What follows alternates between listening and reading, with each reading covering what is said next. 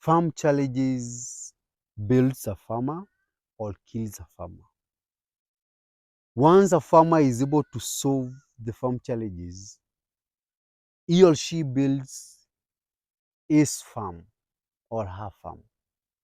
Once the farmer is unable to solve the challenges, they kill their farm or they are discouraged by what they're doing.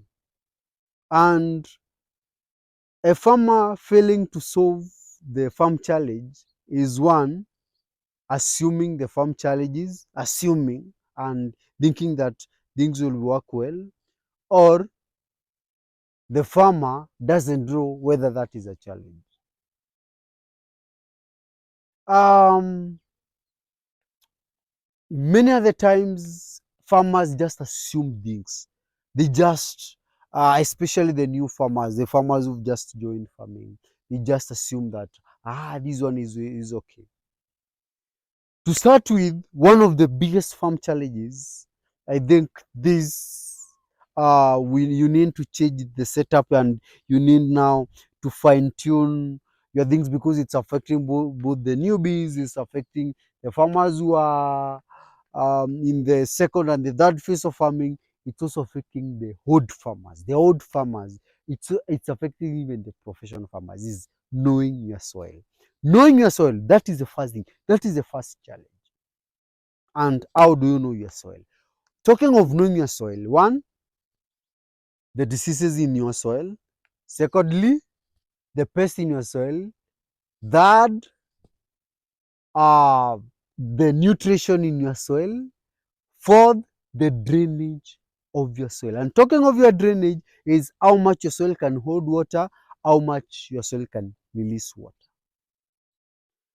The disease, the pest, and the nutrition, and also the water holding capacity can only be told, or this can only be identified once you take your soil for testing.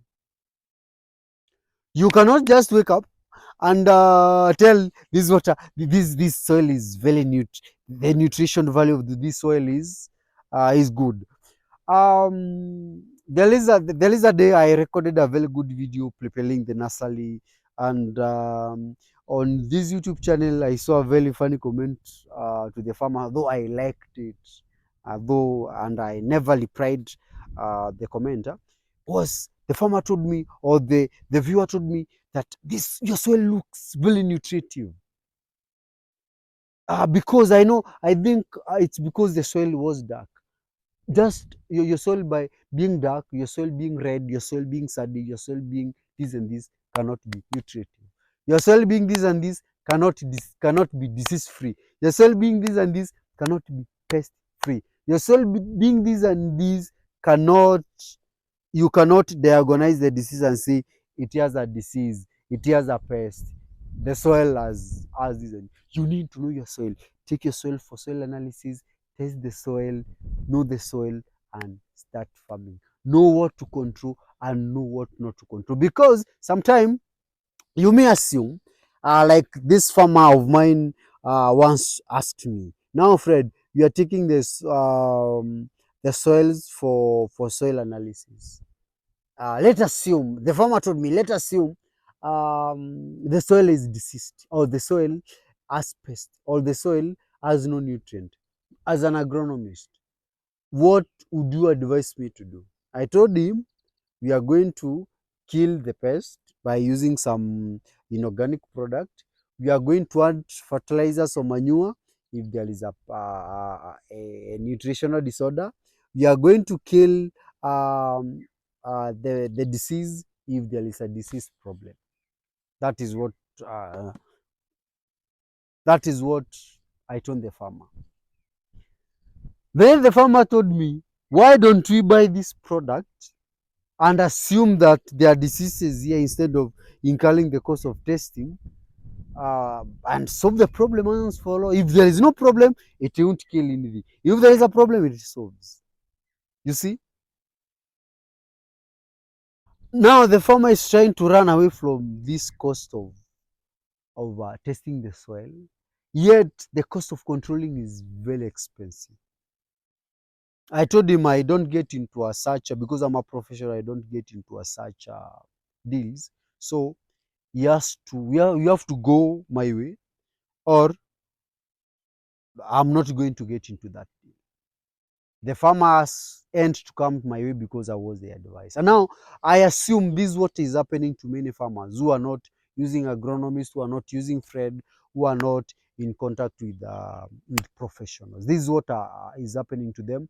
They are assuming, they are controlling, and they end up messing up everything. So know your soil, and you are going to win. Secondly, market. This has been my song, and I'll continue singing the song till Jesus comes. Till Jesus comes back and takes us, because the good book tells us in the final days, Jesus will come and take us to heaven. Those will go to heaven, those will go to the other place will go there. I'll continue singing this song, market. Identify your market. Know what your market means. Know what your market in terms of quantities, in terms of qualities, and in terms of consistency.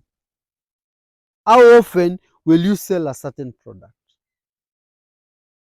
Behind me, you can see I've done cowpeas. Behind me, the green, you'll start asking what I've done there. That cowpeas. You've seen it in portions. I've done 1, 2, 3, 4, 5, 6. Those are 6 portions of cowpeas. I've also done other portions up there. It has not yet germinated. I've done the cowpeas. This section, as you can see, this section here, the section here that I've not farmed, I will also do cowpeas. Why am I doing the cowpeas? Or what has made me to settle into this? Or why have I brought this? Is what market are you targeting? Because my market requires cowpeas on weekly basis. Once I start harvesting that, the second week I'll harvest that, the third week another one, the fourth week I'm going to do, because I've already done 3 weeks. I'm going to do the fourth week, fifth week. The seed they're up to 52 weeks or 53 weeks of the year. I'm going to do them on weekly basis, because that is what the market has demanded from me. Quantities. I'm targeting to do in between 100 kgs to 200 kgs. Though in section, I'll 500 kgs, the section that I did first. But the rest I'll be doing 100 to 200 kgs per week.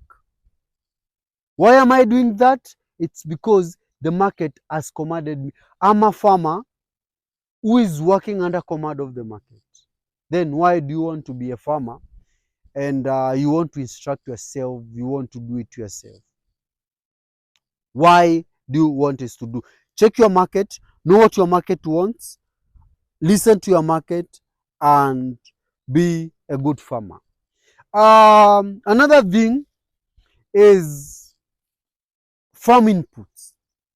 And talking of farm input, I'm talking of fertilizers, I'm talking of chemicals, I'm talking of any other input that we use, any seed, any product, anything that we use in the farm, be it organic or inorganic. We are so much compromising on these things. We are so much doing substandard or product of below standard and expecting high quality production. I've seen a farmer who buys tomatoes, removes the seed, want to sow those seeds for an acre, and he expects to harvest good tomatoes there.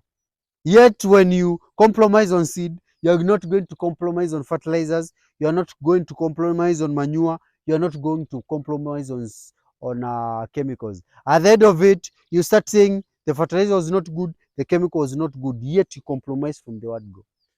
Do quality seed. You better do a quarter acre than doing 2 acres of compromised product, than doing big larger farm of compromised product. Focus on doing quality. Focus on doing quality things. And I'm assuring you, once you do that, there is nothing will stop you. You'll be unstoppable. Unstoppable. Powerful farmer. Because once you have a good farm produce, something that is sellable, something attractive, the market start looking for you. Remember, you started by looking for the market. Once you get to the market follows you. Like the Holy Spirit or the demons. Yes. Water management. Uh, Water management, or the science behind farming, is how you manage your water. That's why we we we have different farmers with different irrigation system. A farmer doing furrow irrigation, a farmer doing drip irrigation, and farmers like Fred doing sprinkler irrigation, overhead irrigation. All this is water management. Among the things that is most expensive in our current farming is irrigation. And you need not to manage water. Bring in drip irrigation for you to use less water and use it effectively. That means you may be using diesel or anything else to irrigate your nini. Bring in sprinkler irrigation, but know that now you're not going to use diesel to run your irrigation system. I think I can show you what the reason why I chose to do the the overhead irrigation. This is what I'm using for my overhead irrigation. I have a very good green energy, and this is helping me to be very careless when it comes to managing water. Very careless, because I already have a good source of energy. That means I can use water the way I want, and at the same time, I'm very competitive in the market because you can see it's solar powered. It's something that I don't need to incur. But using diesel, you cannot run diesel by use of overhead irrigation. Overhead irrigation uses a lot of water, and sometimes diesel is not economical. But for the furrow irrigation, also not very economical with diesel, but majority of the farmers using that. Drip irrigation saves your fuel and saves it well. So if you're able to manage your water, I'm telling you the truth of matter. If you choose my way, I'm telling you, you are going to win, and there is nothing that will stop you. If you're interested with such a system, you can talk to me. I'll give you, you don't need to have such a big roof in your farm. You can have few panels and make and irrigate your farm well. You don't have to have such big panel, or you can have a bigger than mine and still manage your water well. That's all I end for things you need to know or things you need to avoid for you to succeed in our farming, the challenges you face. If there is an additional challenge that I've left, leave it on the comment section. I'm going to address it on in the next video, because this is just a continuation.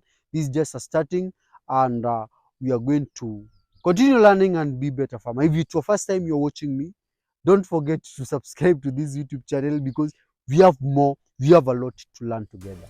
Bye.